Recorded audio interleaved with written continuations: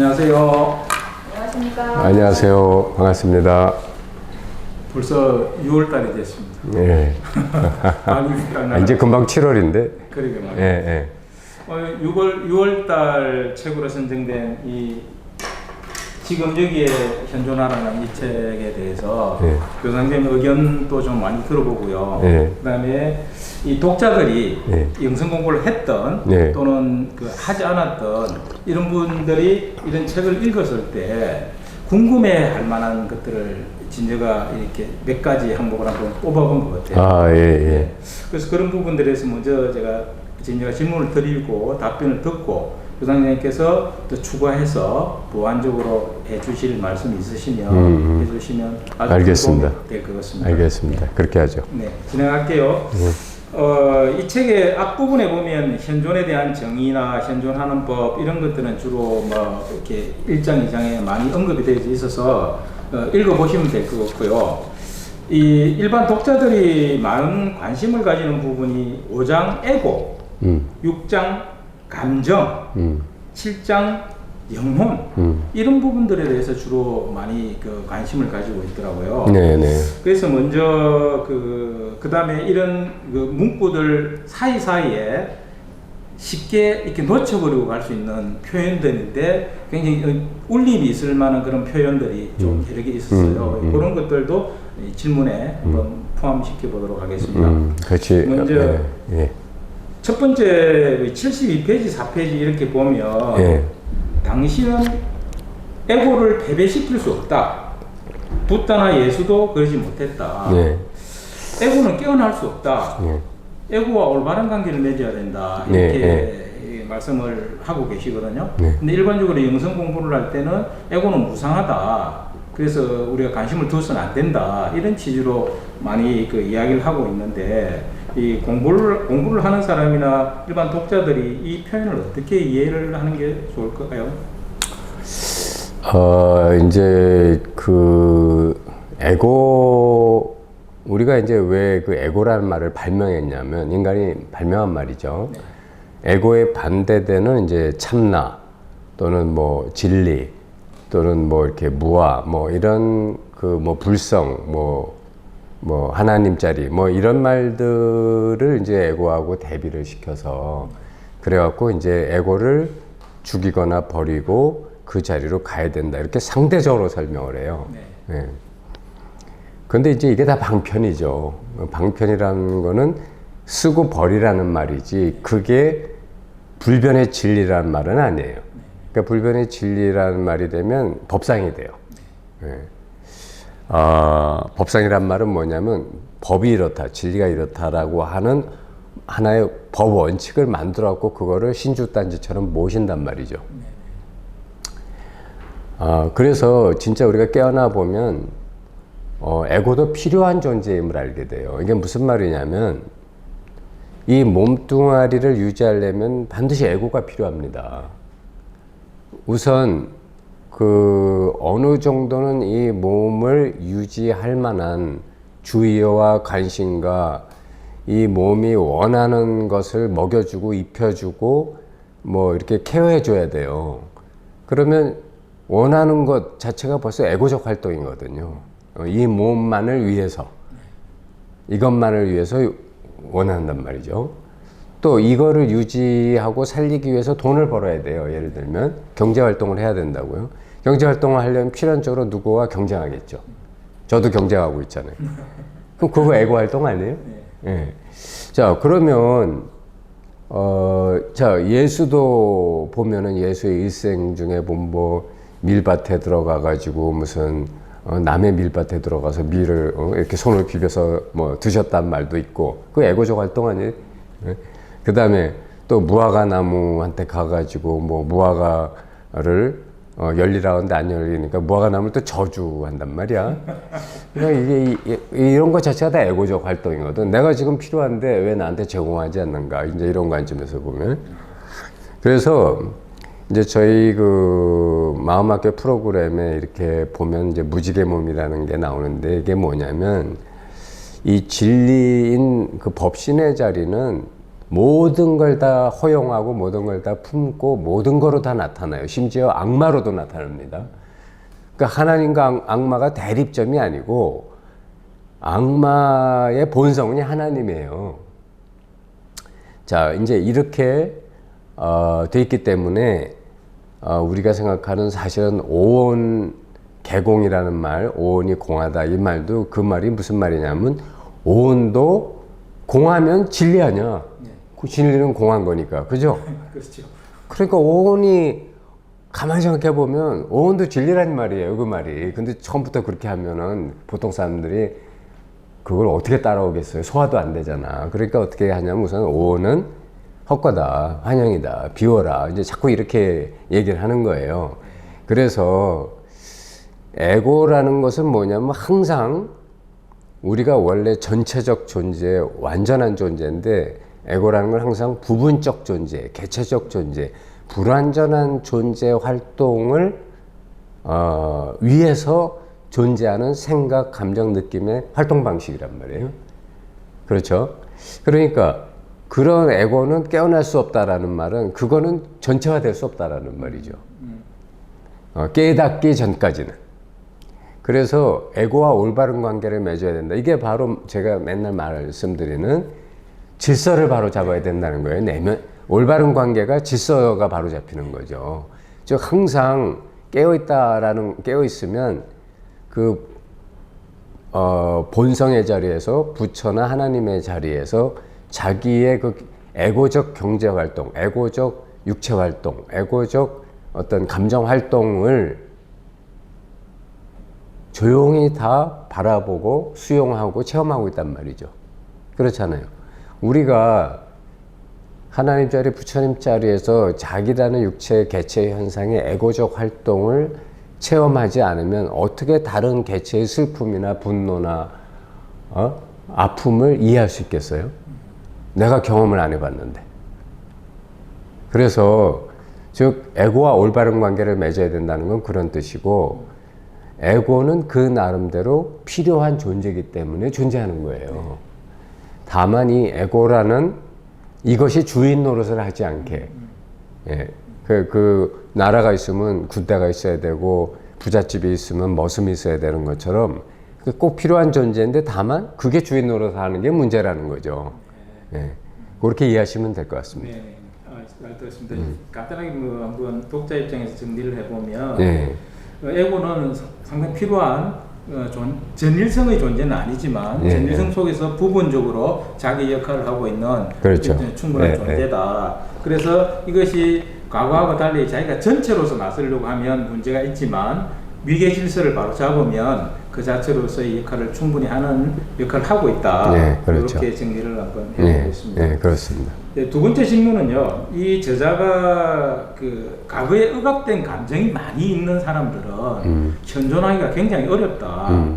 그래서 이 감정을 현존의 상태에서 그것을 현재 끄집어내서 그것을 그 인정하고 그 다음에 의식되어져서 책임 있게 표현되도록 허용해서 치유하고 내려놓아야 된다는 취지로 이렇게 말씀을 하고 있는데, 진주가 이렇게 이 책을 읽었던 많은 독자들하고 이렇게 이야기를 나눠보니까 처음에는 자기의 억눌린 게 처음에 잘 안 올라오더래요. 너무 이렇게 억눌러져 있어서. 근데 이제 명상을 좀 하다 보면 이 경계가 약해져서 이게 올라오는데 이제는 현존을 못 하겠다는 거예요. 이게 완전히 내용물에 빠져서 헤어나지를 못한다.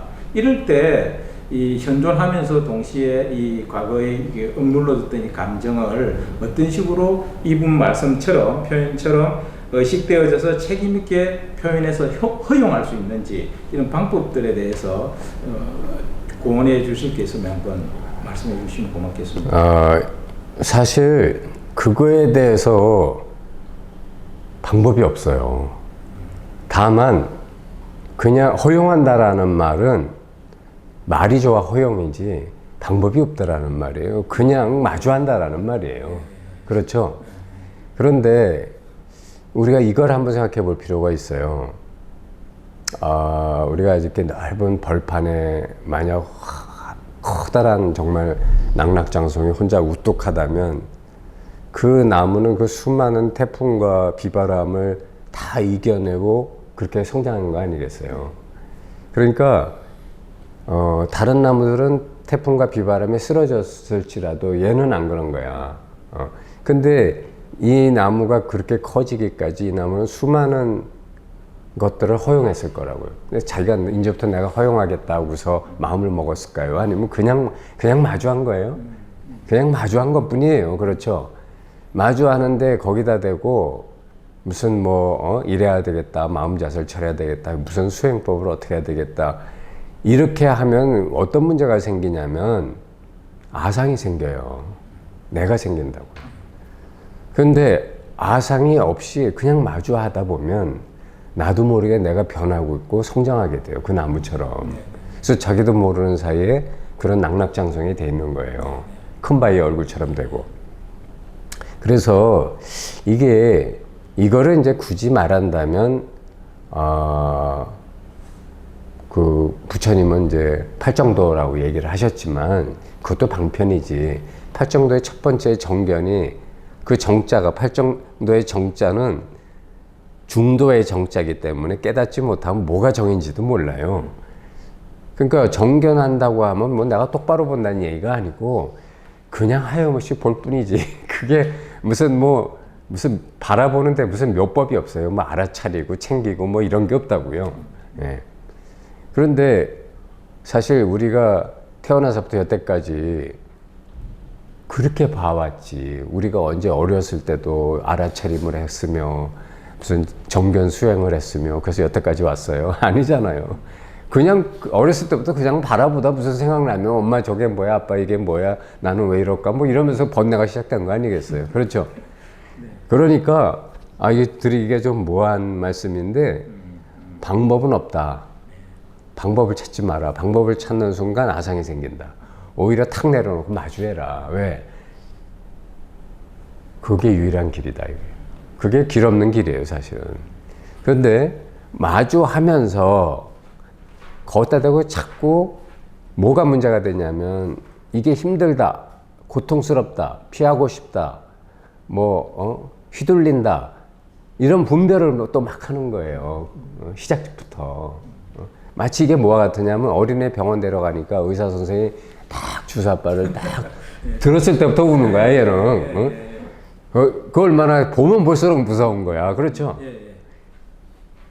근데 이제 애가 자기도 모르게 한눈 팔고 있거나 아무 생각 없을 때 와서 쿡 찌르면 이게 뭐야 하고서 그냥 금방 그러고 끝나는 건데, 그래서 이런 거를 자꾸 그 어떤 수행법을 그런 게 이제 세상의 방식인데, 진짜 직지인심하는 최상승의 대승 법문은 뭐냐면 바로 이런 거예요. 그러니까 무슨 어떻게 해라 저렇게 해라 해가지고 자꾸 아상을 이렇게 만들어내는 게 아니고 삼분열을 일으키잖아요. 그렇게 되면 주체, 객체, 행위가 일어나잖아.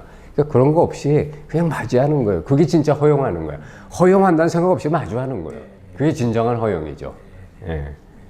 마치 이제 교수님 답변을 듣고 나니까 이 질문 자체가 굉장히 질문지를 작성할 때는 아주 그럴듯한 질문이었거든요. 그만큼 듣고 보니까 이런 논리에 우리가 빠져 있었구나 하는 것들을 이렇게 교수님 말씀을 통해서 또 하나 배울 수 있었던 것 같습니다. 그러니까 우리가 억눌린 감정이나 욕망이나 분노나 이런 게 사람한테 있죠. 두려움도 있어요. 저도 이제 그런 그 명상을 해오고 깨어난 다음에도 그런 것이 작동하는 과정을 수없이 경험했어요. 지금도 완전히 떨쳐내지 못한 조그만 게 있는 게 뭐냐면, 내가 이제 이거를 좀 이렇게 깊이 정견을 해보니까, 이런 얘기를 하면 여러분들 조금 어떻게 생각하실지 모르겠는데, 이게 전생하고 연결이 된 거예요, 보니까. 그래서, 예를 들면, 꼭 우리 집 얘기를 이렇게 구체적으로 얘기하면 좀 그러니까, 예를 들면, 전생에 예를 들어 우리 가족 중에 일원이 나한테 어떤 상처를 주고 일찍 죽었다든지 어디로 떠나버렸다든지 나를 버렸다든지 하면 다음 생에 가족이 돼도 자기도 모르는데 그걸 두려워하고 있는 거예요. 전생의 피해의식이 현생에도 또 그런 일이 일어나면 어떡하나 하고 자꾸 걱정하고 있는데 그게 이제 사실은 그런 사건을 발현하도록 불러들이고 있어요. 그 걱정을 하면 할수록 그것이 현실화됩니다. 점점 그 현실을 자기가 끌어들이고 있는 거예요. 시크릿의 법칙이야. 네. 역시 그렇듯. 네, 네. 오히려 그런 전생의 업이나 고통이나 분노나 두려움이 있다면 그것을 해소하려고 해야지 그거를 자꾸 붙들고 어쩌자는 거예요. 근데 우린 자기도 모르게 그러고 있거든. 그래서 그런 걸 정견하면 이게 뭐냐면 결국은 신기루 같은 내 생각과 감정과 느낌이 만든 하나의 신기루 같은 그림자예요. 거기에 내가 에너지를 부여해가지고 그거를 자꾸 구름을 한마디로 비로 만들려고 애쓰고 있는 게 우리들이라고. 구름을 끌어 모아서 먹장구름을 만들었고 비를 내리게 하려고. 그래서 빗절딱 맞고 역시 내 인생은 뭐 이런단 말이지. 그러니까 그럴 필요가 없어요. 여러분 예를 들어 그런 게 올라온다. 그것도 허용하세요. 그래 죽기 하겠나. 왜 사람들이 남의 무슨 댓글이나 무슨 비방이나 이런 것 때문에 자살하냐면 상대방은 칼 안 들었어. 지가 죽는 거예요, 지가 자기를 죽인다고. 그러니까 그런 짓 좀 그만하고 그냥 허용하세요. 그러면 이게 무슨 일이 일어나냐면 아까 벌판의 나무 얘기했지만 허용하니까 이 나무가 비바람을 이겨내는 강인함을 스스로 갖게 돼요. 이런 고통, 번뇌, 두려움, 아픔 이런 것을 허용하세요. 그러면 다만 허용한다는 게 무슨 뜻이냐면 그래서 울고불고 아파하라는 게 아니고 그런 일이 일어나는 동안에 나한테 내면에 무슨 현상들이 막 일어날 거 아니에요. 그게 뭐가 됐든 두려움이 됐든 고통이 됐든. 그렇지만 그거를 가만히 응시하는 거예요. 가만히 응시. 이게 정견이에요. 그러면 언제까지 정견하느냐. 그것이 나한테서 그 고통이 점점 줄어들어서 마침내 제로가 될 때까지. 그럼 그거는 다시는 나를 괴롭히지 못해요. 그러니까 전생에 자식이 죽었기 때문에 금생에도 또 이 자식이 일찍 죽을 거라고 걱정하는 그것을 졸업하는 유일한 방법은 그것이 허상이고 내가 만들어서 나를 괴롭히는 환상이라는 것을 보는 수밖에 없어요. 안 그러면 이번 생에도 또 그러고 다음 생에도 또 그래야 돼. 그거 졸업할 때까지 해야 돼.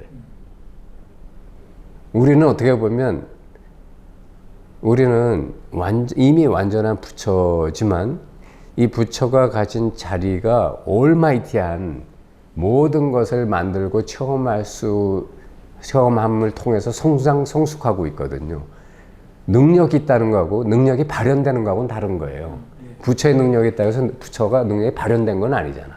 발현을 하기 위해서 지금 이런 삶을 살고 있는데 그럼 발현을 하려면 정견해가지고 자기의 내적 힘을 기르는 수밖에 없는 거지. 이거를 도망가고 회피할 방법을 구슬합시다. 부적을 붙입시다. 그럼 다음 생에도 굿하고 부적할 거예요? 또 뭐 기도하고 매달릴 거예요? 그러니까 결국은 문제가 일어난 자는 나고 문제 해결할 자도 나예요. 이거를 끝까지 정견하셔야 돼. 그게 정견이야.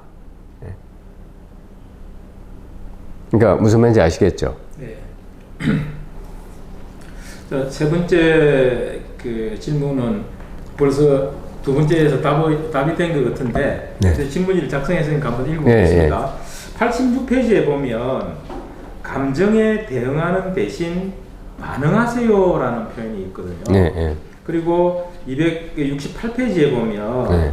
지금 이 순간에는 아무 문제가 없습니다. 네. 단지 반응해야 할 상황이 있을 뿐입니다. 네. 이렇게 표현이 되어 있는데 이 제자는 이런 표현을 통해서 독자들에게 전하려고 하는 메시지가 무엇일까요? 자, 우리가 예를 들어 누가 나를 정말 그 억울한 상황에 이렇게 몰아넣으면서 나를 이렇게 비난하거나 힘들게 한다고 합시다. 뭐 예를 들어 있지도 않은 사실을 뭐 허위를 꾸며대서 뭐 나를 공경에 빠뜨린다든지 아니면 요만한 실수를 막 침소봉대에서 어마어마하게 만들어갖고 무슨 중재인처럼 만든다든지 뭐 이럴 때 여기에 반응하는 방법이 세 가지가 있어요.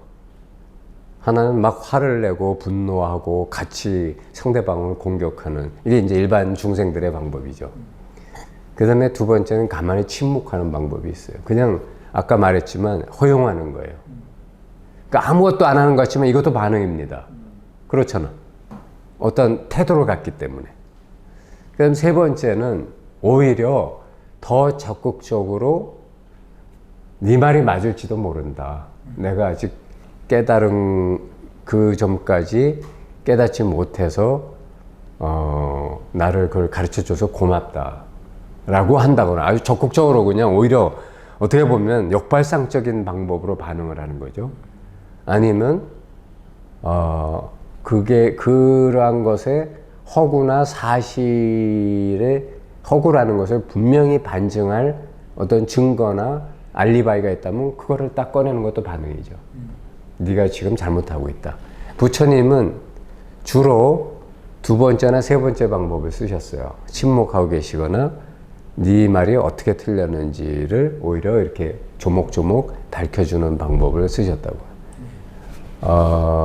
그래서 반응이라는 건 이렇게 크게 나누면 세 가지가 있는데, 제가 볼 때는 첫 번째 방법은 이제 명상하시는 분이 하면 쓰지 말아야 되실 것이고, 침묵하거나 정견하면서 허용하거나 아니면 적극적으로 그거에 대해서 이렇게 어떤 우리가 예를 들면 이렇게 적극적인 리액션을 통해서 상대방이 힘이 빠져버리거나 공격하려던 사람이 갑자기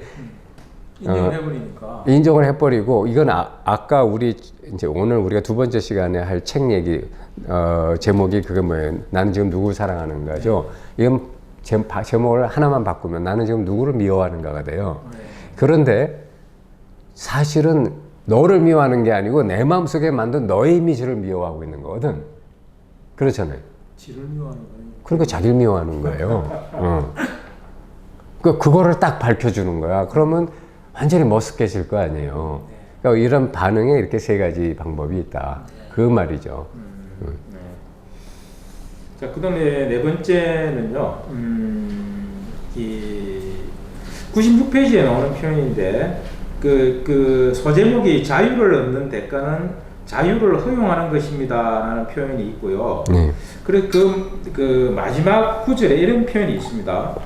아이러니하게도 하나임, 즉 이 저자는 원디스라고 표현을 했거든요. 이 하나임을 실현하려면 서로에게 분리되어야 합니다라는 표현이 있어요. 이게 어떻게 보면 이게 모순되는 이야기일 수 있는데, 이런 부분들은 또 어떻게 이해하고 받아들여야 돼요? 생각의 세계 속에서는 모순이라는 게 있지만 진리의 세계는 모순이라는 게 없어요. 어떤 것도 모순될 수가 없어요. 다 허용합니다. 자, 이게 무슨 말인가 하면, 우리가 속지 말아야 될 것이 뭐냐면 언어의 장난이에요. 개념의 장난. 이 하나, 원리스란 말조차도 번뇌망상이에요, 이게. 진짜 우리가 진리의 자리에 되면 하나다, 둘이다, 셋이다 이런 분별이 딱 끊어져 있는데, 여기 무슨 하나인지 둘인지 이런 걸 분별할 놈도 없고 그냥 그 자리만이 충만한데, 이게 다 말장난이에요. 하나를 실현하려면 이란 말을 바꿔놓으면 하나라는 분별을 일으키려면 이란 말입니다. 하나라는 분별을 일으키려면 둘이 필요합니다. 서로 분리된다는 말은 둘, 셋이 필요하다는 얘기죠. 당연한 말 아니에요? 그러네요. 하나가 분별되려면 둘, 셋이 있어야 됩니다. 당연한 얘기라고요. 둘, 셋이 없으면 하나도 없어요. 그러니까 하나가 진리가 아닙니다. 이게 법상입니다. 하나란 것도 사라져야 진리예요. 그래서 우리가 이렇게 이런 말에 속으면 안 돼요.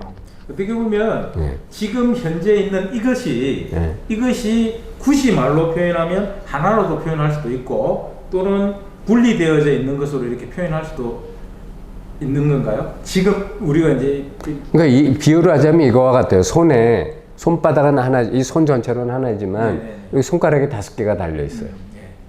하나인데 5개의 지체가 있어. 이와 똑같죠. 하나인데 이렇게 많이 지체가 있어. 왔어요? 알겠습니다. 감사합니다. 또 이제 다섯 번째는 보면 이것도 이미 앞에서 그 말씀 대답이 나온 것 같아요. 바깥 세계는 당신이 내면 세계에 순응해야 하기 때문입니다 하는 표현이 네. 106페이지에 오는데 아까 선생님 말씀하셨듯이 다음번에 할 책 네. 당신은 누구를 사랑하느냐 하는 그 부분에서 우리가 일반적으로 바깥 세계, 내면 세계를 구분하고 있을 뿐이지 자기가 바깥 세계라고 하는 것은 이미 자기 내면 세계에 그려진 자기 상이라는 것들을 이제 말씀하신다는 취지로 이미 말씀하셨기 때문에 이건 따로 질문하지 않고 네, 생략하죠. 네. 그다음 6번에 이제 에고와 대화하기라는 이런 표현에서 보면요, 이분이 이제 많은 분들하고 이렇게 그 상담도 하고 이렇게 하나 봐요. 그래서 이런 표현을 하고 있습니다. 책에 보면 내가 에고와 소통할 수 있게 된 다른 요인이 있습니다. 에고는 오직 하나뿐이며 우리는 그 에고의 개별적인 표현들임을 알게 되었다는 것이 그것입니다. 그리고 이것을 존재의 가장 큰 비밀 가운데 하나입니다. 이렇게 표현을 해놨는데요. 일반적으로 보면 우리가 에고라고 하면 개체를 이게 머릿속에 떠올리거든요. 그럼 개체는 하나가 아니고 그 개체의 수만큼 있는 건데 왜 이분은 이 그 에고가 오직 하나뿐이다 이런 표현을 썼을까요? 아, 그거는 생각의 함정에 떨어진 질문이에요. 그러니까 에고는 인디비주얼한 각 개인들이 이렇게 가지고 있는 자기 보호 본능 내지 생각, 감정, 느낌 이런 것들이 결합체 아닌가라고 하는 것은 자기 생각이고요. 더 근본적인 에고는 뭐냐면 예를 들면 지금 러시아가 우크라이나를 침범해서 저 전쟁이 일어나고 있는데 만약 러시아의 군인이나 뭐 러시아 국민 중에 푸틴 한 사람만 빼고 다 깨달은 사람이라면 저 전쟁이 가능할까요? 저게 왜 가능하냐면 푸틴의 에고에 동조 공명하는 마음들이 그 같이 움직이기 때문에 저게 가능하잖아요. 그러면 그때 거기에 경계선이 있습니까? 유럽이 우리 러시아를 쇠퇴시키고 저렇게 함으로써 우리가 자꾸 위축된다. 그러니까 이번 기회에 한번 우리 영토를 확장하고 저것들을 이렇게 우리가 본때를 보여주고 우리가 강하다는 걸 보여주자라고 하는 게 사실 두려움에서 기반했잖아요. 자신감이 없으면 본래 있으면 그런 거 안 하거든. 저게 두렵기 때문에 저 짓을 하는 건데 그러면 그 두려움에 공조하는 에고들이 너 그 수많은 장군들 뭐 국회의원들 속에 다 있을 거 아니에요. 그러면 그게 하나지 뭐. 그러니까 그 본질적인 에고가 예를 들면 애국심도 하나의 에고예요. 우리나라가 잘 돼야 되고 우리나라가 더 돈 많이 벌어야 되고 강성해야 되고 진짜 뭐 일본을 어떻게 혼내줘야 되고 등등 이런 게 있다면 예컨대 뭐 어떤 정당이 그런 사람들로 똘똘 뭉쳐서 그 사람들이 나라를 발전시켰다고 합시다. 그러면 그때도 결국은 그거 하나의 애고심이 여러 사람이 쉐어한 거거든. 그러니까 더 본질적으로 하면 하나의 애고심을 나누어 가진 개인들이 있을 뿐이에요. 그렇죠? 네. 그러니까 에고라는 것은 개인의 자기 보호 본능, 뭐 자기 생각, 자기만을 위한 이거는 우리 관념에 속은 거고 더 본질적인 에고는 더 원초적인 에고는 뭐냐면 그냥 욕망, 탐진치, 두려움 그냥 이것뿐이에요. 근데 그것들이 쉐어됨으로써 마치 각 개인이 그것에 의해서 이렇게 개별화하는 것처럼 보이는 거지 사실은 그건 우리가 착각을 한 거죠. 그래서 무지개 몸이 하나라는 거예요. 무지개 몸이 뭐 세상에 인간 수만큼 있는 게 아니라 하나라는 거예요. 어떻게 보면 일본에서 그 에고에 대한 그 설명과 또 관련에 대해서 이해를 할 수 있는 부분도 있겠습니다. 그렇죠. 네.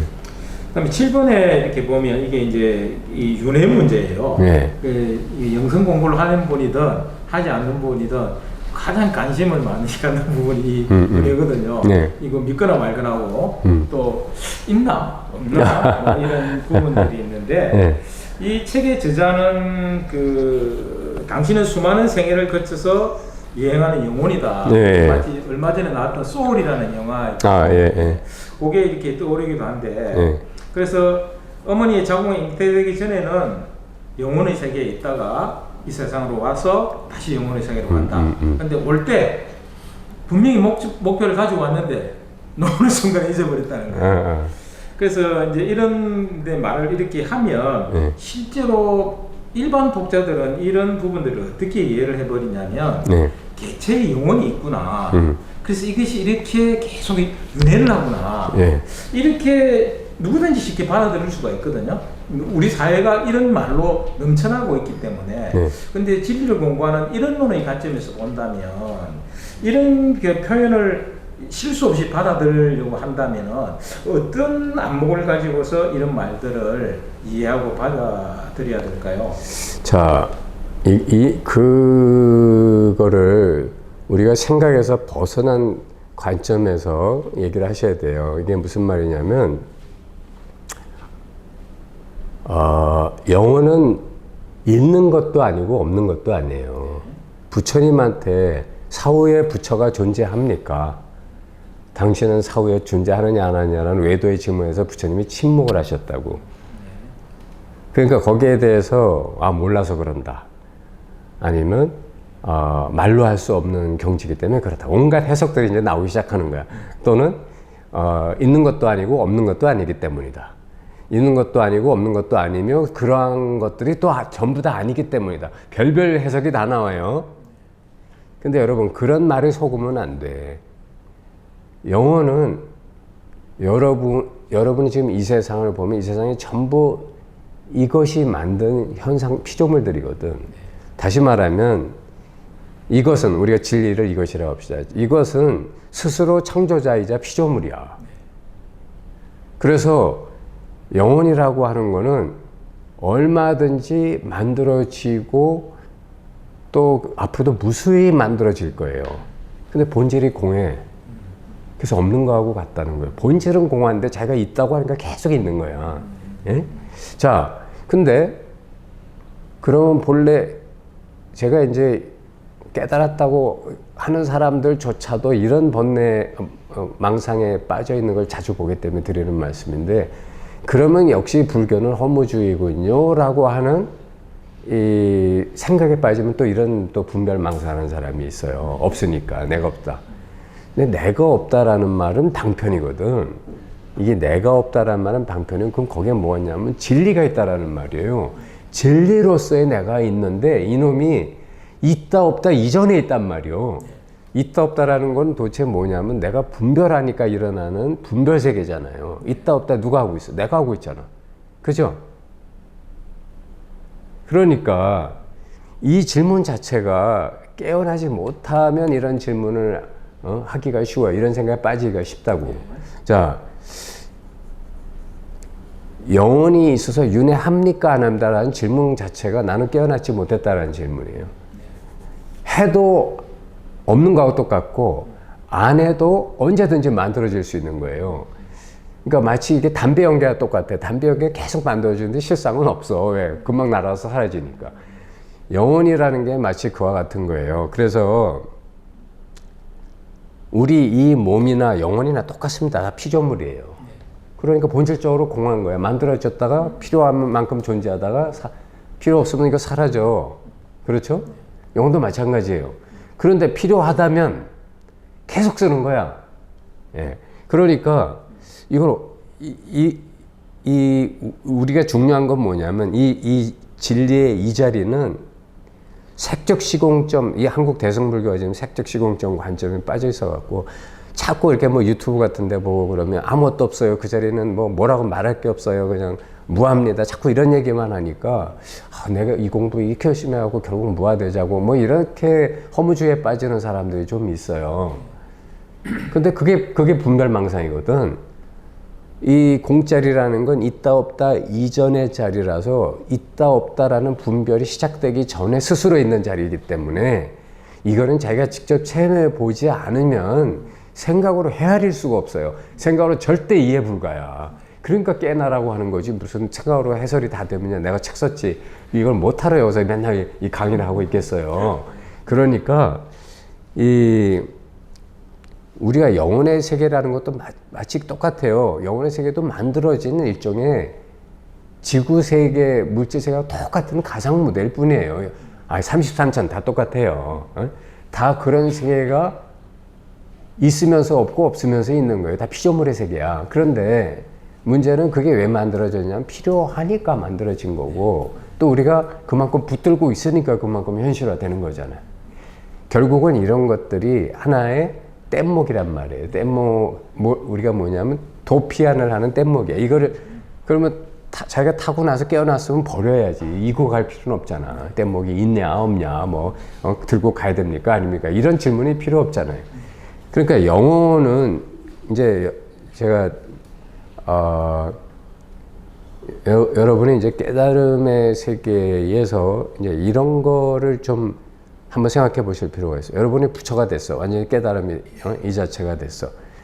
그래도 그게 아무것도 없고 오로지 뭐 빛만 충만하다느니 지혜만 충만하다느니 사랑만 충만하다 이런 식으로 해석하면 안 돼요. 그게 불가사의한 자리라서 거기에 자기의 전세계 전부 다 기억될 수도 있고, 그 중에서 필요하면 우리가 마치 CD 테이프 가게 가서 요거 골라서 영화 한번 다시 돌려보듯이 그걸 다시 돌려볼 수도 있어요. 그러니까 이게 진짜 불가사의한 세계니까 이 공부를 하는 게 절대적으로 최고의 가치가 있고, 다른 건 불교 경전 봐요. 네가 아무리 금은보화를 은하수만큼 갖다가 보시라 하더라도 이거 깨닫는 거에 비하면 아무것도 아니다라는 얘기가 수없이 나오는 이유가 이 자체가 그야말로 보물이기 때문에 그런 거예요. 그런데 이걸 자꾸 깨달았다 깨어났다고 지입으로 말하면서 또 본내망상으로 있냐 없냐 그 자리는 말로 설명한 그것만 보고 그걸 그렇겠거니 하고 있으니까 자꾸 이런 질문이 나오는 거예요. 아시겠죠? 그러니까 그 자리는 그야말로 불가사의한 모든 것이 가능한 한마디로 신의 세계 같은 거예요. 그러니까 무슨 상을 일체 갖지 마시라고. 그래서 여러분이 깨달으면 개성이 사라지는 게 아니고 개성이 무한해지는 거예요. 왜 무하냐? 모든 게 멸종돼서 무하가 아니라 모든 게 무한으로 증폭돼서 따로 뭐라고 할 내가 없다라는 거예요. 그러니까 뭐든지 만들어질 수 있지. 모든 걸 다 갖고 있으니까 뭐든지 만들어 볼 수 있지. 이해가 되셨나요? 네. 네. 이건 반야신경 공부하시는 분들이 영무노사친이라고 되죠. 그렇지. 바로 거기에 키포인트가 있어요. 그래서 그게 갑자기 탁 떠올랐습니다. 그렇지. 이 8분 이제 마지막인데요. 네. 요거 답변해 주시고 네. 일반 독자들이 이 책에서 어떤 부분을 유념해서 봐야 되겠다는 교장님의 당부 말씀이 있으면 좀 부탁드립니다. 보통 이제 깨어남 공부에서 많은 분들이 그 체험에 대해서 관심을 가지거든요. 그래서 이 체험에 대한 바른 관점은 어떻게 가지면 좋겠습니까? 체험이 있으면 좋죠. 그 당시에는 좋죠. 저도 참 세상에 그 어떤 쾌락이나 기쁨도 이 공부하는 그 즐거움에 비할 수가 없어요. 그러니까 제가 이게 돈도 안 되는 걸 평생 이 짓 하고 있잖아요. 여러분 생각해봐요. 저놈은 도대체 뭐가 생긴다고 저 짓을 지금 지 돈 들여가면서 저렇게 난리를 치고 있을까? 이상하지 않아요? 이상하죠? 지가 좋으니까 그러는 거 아니고 왜 좋겠어요? 뭔가 체험이 있으니까 좋지. 머릿속에서 이걸 해야 사명감을 가지고 해야 되겠다. 이런 인간은 아직 그 정도 고상한 인간이 못 돼. 그렇잖아요. 내가 좋으니까 하는 거야. 그러니까 여러분이 체험을 원하거나 체험을 이렇게 공부를 하다 보면 오는 것은 지극히 당연한 일이다. 근데 문제는 뭐냐면 어떤 체험이 좋다고 해서 그걸 붙들면 더 큰 체험이 오지 못해요. 그렇잖아. 그걸로 끝난 거예요. 그러니까 더 큰 체험이 막혀요. 그 다음에 더 큰 체험이 온다 할지라도 그거보다 또 더 큰 체험이 올 수 있어요. 체험이란 건 우리는 시간관념에 매여서 어떤 한순간에 그 순간에 어떤 짜릿한 카타르시스 이런 걸 체험이라고 생각해요. 이것도 고정관념이에요. 체험은 내 존재 방식이 체험인 거야. 여러분이 요담에 이 몸을 벗고 영계에 가면 이 몸으로 존재했던 이 세월이 70년, 80년, 100년이 됐던 간에 그것이 찰나의 정리가 딱 하나로 체험돼요. 내가 인간 아무개로서 살았을 때 하면 딱 하나로 필링이 온다고. 그걸 딱 터치하면 그 다음에 이 인생이 쫙 펼쳐지는 거 보여요. 그러니까 그 체험이란 건 이런 것이다 라고 오해하지 말아요. 제가 선입관을 가지실 필요가 없어요. 그러니까 여러분이 지금 나는 아무것도 체험할 수 없는데요 라는 것도 체험이에요, 사실은. 그걸 무슨 체험이야? 체험 없는 체험. 느낌 없는 느낌. 안 그래요? 그러니까 이것도 체험인 거야. 저 아무것도 모르겠는데요. 그것도 체험이지. 그러니까 모든 걸 이렇게 역발상으로 생각해 봐요. 일체가 다 체험이구나. 예, 예. 그러니까 체험이 필요 없다는 얘기는 아니고 그렇다고 체험을 붙들지도 말라는 거예요. 제가 이제 이렇게 딱 깨어난 순간에 어떤 이제 꽃과 나비를 보면서 이 꽃과 나비를 보고 있는 이것이 그냥 이렇게 갑자기 막 확 솟아나면서 그냥 천지를 그냥 순식간에 뒤덮는 느낌을 체험을 했는데 그게 얼마나 그냥 막 불꽃놀이 곱하기 1조 배 정도 하는 것 같아요. 얼마나 그냥 아주 몸에서 아드레날린 뭐 이런 것들이 그냥 막 그러니까 당장 죽어도 좋다 할 정도로 너무나 짜릿했어요. 그리고 막 그렇게 아름다울 수가 없는 거야. 세상에 갑자기 좀 전까지 있던 그냥 잡초가 갑자기 이게 세상에 다이아몬드로 만들어도 이거보다 이쁠 수가 없는 거야. 모든 게 그렇게 빛나고 아름다운 거예요. 그러니까 그 빛나고 아름다운 거 붙든 거야, 이제. 이 짜릿한 거, 이거 짜릿하고, 이거 막 빛나고, 영롱하고, 이 순간에 막 생동감 있게 살아있는 이거. 근데 이제 그게 변함없이 계속 가요? 아니면 그게 슬그머니 또 사라져요? 슬그머니 사라지죠. 그럼 이제 큰일 난 거잖아. 그렇죠. 예. 보물이 없어서. 그래서 체험에 매이지 말라는 거예요. 체험 오는 건 좋은 거예요. 없는 것보단 낫지. 그렇지만 매이지 말고 붙들지도 말라는 거예요. 왜? 왔다 갔다 하니까. 여러분이 아무리 사랑하는 사람하고 연애해봐. 마누라 새끼 그렇게 이쁘다고 해봐도 그것도 미울 때가 있어요. 솔직히 말해봐. 저 왼수 저걸 내가 없어요? 있죠? 다 마찬가지예요. 그런데 그러면서 우리가 이렇게 더 성숙해지고 더 깊고 큰 걸 배우는 것뿐이지. 감사합니다. 네, 감사합니다. 또 이제 이 책에 대해서 이제 조심해서 읽어야 될 부분이 있습니다. 그래서 이제 지금 여기 현존하라 저도 이 책 읽어보고 굉장히 좋았어요. 굉장히 이 사람 정말 깊게 잘 깨달은 분이 쓰신 책이다. 그래서 현존이라는 게 별게 아니에요. 지금 여러분이 잘 생각해 보세요. 여러분이 진리라는 건 어려서부터 여태까지 나한테서 변함없이 그대로 있는 게 진리거든요. 근데 그런 게 뭔가 한번 생각해 봐요. 그런 게 딱 하나밖에 없어요. 그게 뭐겠어요? 내가 여기 있다는 거예요, 이거. 있다는 감이 있지 않아요? 이런 감이 아니고 어떤 감각으로도 느껴지지 않지만 내가 지금 있다라는 이 감은 내가 어떻게 할 수가 없잖아. 심지어 이 감은 그럼 깊은 밤 꿈꾸고 잠잘 때도 이건 있기 때문에 내 피도 돌아가고 숨도 쉬게 하는 거지. 그리고 누가 와서 흔들면 또 바로 내가 깨나는 거지. 내가 못 느낄 뿐이지 이 감은 계속 있는 거예요. 갓난아기 때부터 있었고 내가 태어나기 전에 때부터도 있었고 내가 죽고 난 다음에도 이건 있을 거예요. 이건 온 우주의 이게 배경이에요. 여러분은 이거에서 절대 벗어나지 못해. 도망치지도 못하고 벗어날 수도 없어. 왜? 여러분은 이것 자체이기 때문에. 그래서 내가 있다라는 이 사실을 느끼고 있고 보고 있고 자각하고 있으면 그게 현존입니다. 예. 그러니까 이 자리가 있는 그대로 그냥 있구나. 내가 설사 무슨 번뇌망상을 해서 이걸 잠깐 까먹고 내가 또는 탐진치에 빠져서 무슨 딴짓을 할지라도 이 자리가 어디 갔어요? 그냥 있잖아. 그렇죠? 그게 현존이에요. 그리고 책 제목이 지금 여기에 현존하라 했지만 내가 현존하는 거 아닙니다. 이거 제목이 잘못됐어요. 현존은 이미 스스로 하고 있어요. 내가 번뇌망상이 에고의 생각, 감정, 느낌으로 찾고 있는 것 뿐이지 얘만 내려놓으면 그냥 이미 현존이 여기 있는데 무슨 또 현존하라가 이건 제목이 잘못됐어요.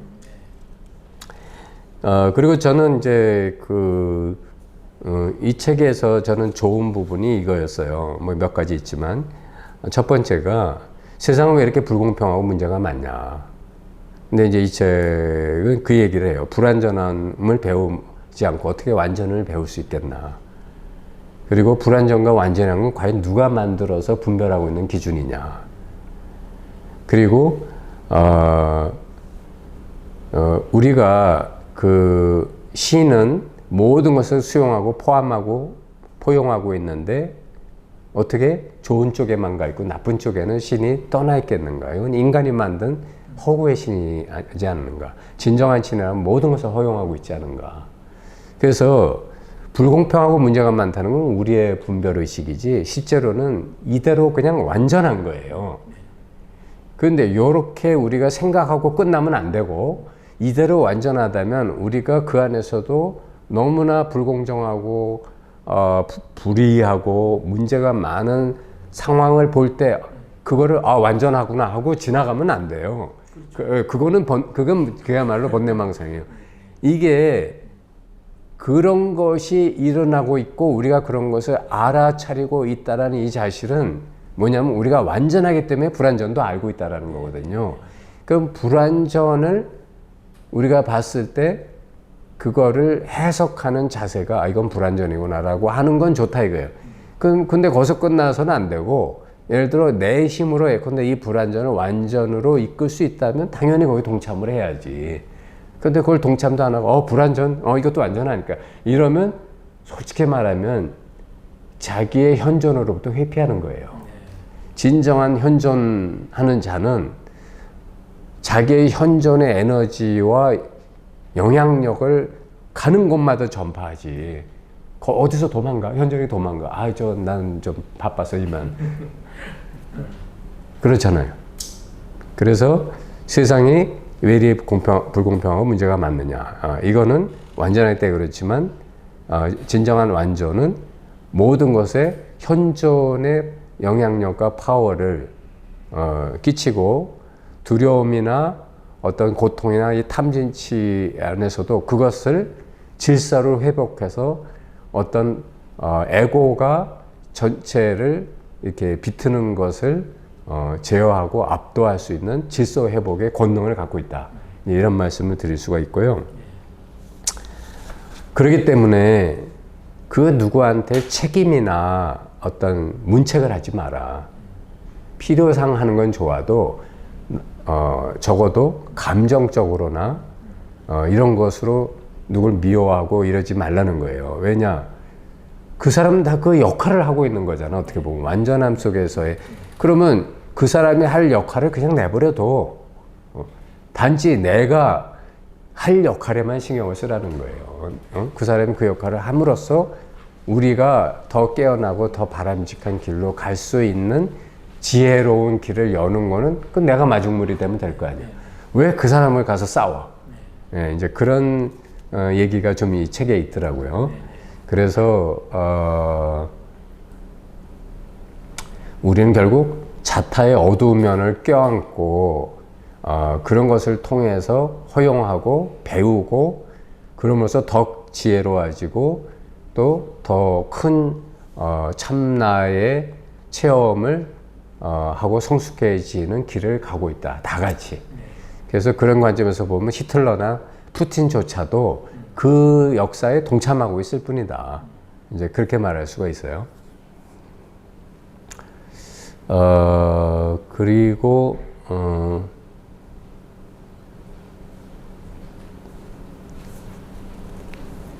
그래서 신은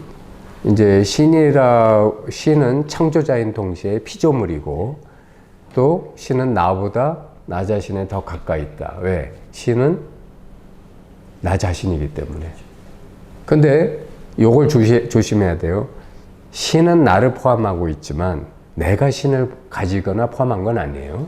왜냐하면 나는 아직 에고성에 이렇게 머무르고 있기 때문에 내가 에고를 완전히 질서 회복을 하고 에고를 제어할 수 있다면 그때는 그런 얘기를 할 수 있을 거예요. 예수처럼 나를 본 자는 하나님을 봤다.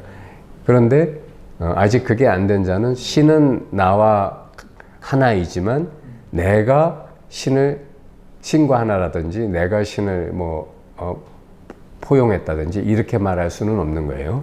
그러니까 그런 점은 약간 조심할 필요가 있어요. 그래서 현존은 존재의 신비를 여는 마스터키라고 할 수 있고, 그래서 현존함이 그 자체가 목적은 아니에요. 목적이라고는 할 수 있지만 그게 끝은 아니에요. 현존을 하게 되면 여러분한테 여러 이제 체험이 일어나요. 현존하는 게 깨달음의 끝이구나라고 하는 건 고정관념입니다. 여러분이 현존의 삶을 살기 시작해봐요. 그러면 삶에서 무수한 경이롭고 아름답고 정말 인간의 의식구조 갖고는 체험할 수 없는 불가사의한 일들이 와요. 그래서 현존은 깨달음의 끝이 아니고 새로운 시작을 출발하는 문이다. 이렇게 말씀드리고 싶습니다. 예. 네, 이상입니다. 네, 감사합니다. 네, 네.